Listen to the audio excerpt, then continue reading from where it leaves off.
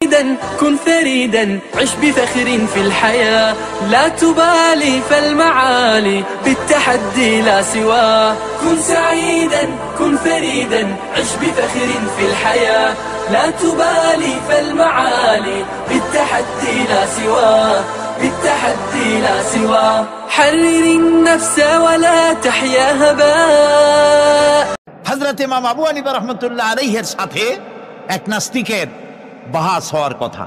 সে নাস্তিক অস্বীকার করেছে আল্লাহ নাই। ইমাম সাহেব বলেছেন আসেন, আচ্ছা ঠিক আছে, তর্ক হবে, বিতর্ক অনুষ্ঠান হবে। ইমাম সাহেব তার আসার সময় চাইতে প্রায় 1-2 ঘন্টা ডিলে হয়ে গেল। নাস্তিক উপস্থিত জনগণকে বলল, যে লোক তার ওয়াদা রক্ষা করতে পারে না তার সাথে আবার বহস কিসের? এ কথা বলতে বলতেই ইমামে আজম আবু হানিফা রাহমাতুল্লাহ আলাইহি মঞ্চে উঠে এসেছেন। নাস্তিক বলল, আপনার সাথে আমার তর্ক করার উৎসাহ হারিয়ে ফেলেছি। কেন? আপনি যে এতটা সময় ওয়াদা খেলাপ করলেন, 2 ঘন্টা হয়ে গেল, মূল অনুষ্ঠানের শুরুতে আপনি আসলেন না।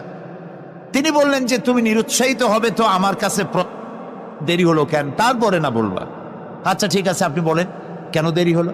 তিনি বললেন, আমি এই জায়গায় আসতে গিয়ে সামনে একটা নদী বাঁধলো, এখন আমি আসবো কেমনে? মহাচিন্তায় পড়ে গেলাম, কিভাবে যাব?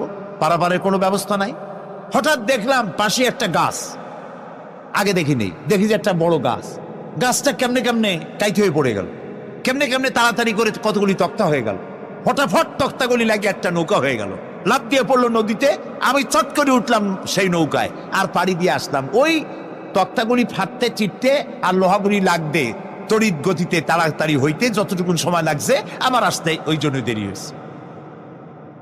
সুবহানাল্লাহ পরে কর।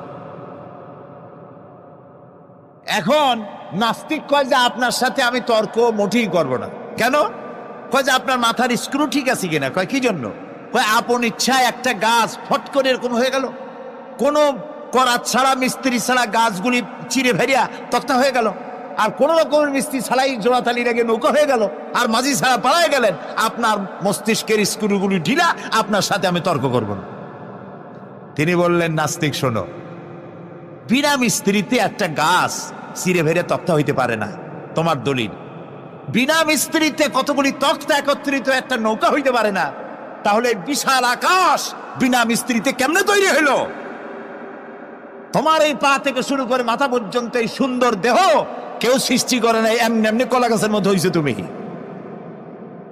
নাস্তিকের চোখ খুলে গেল। বলেন কি? আমি তো এইভাবে চিন্তা করি নাই। আমি মুসলমান হয়ে গেলাম। লা ইলাহা ইল্লাল্লাহু মুহাম্মাদুর রাসূলুল্লাহ। জান্নাতীরা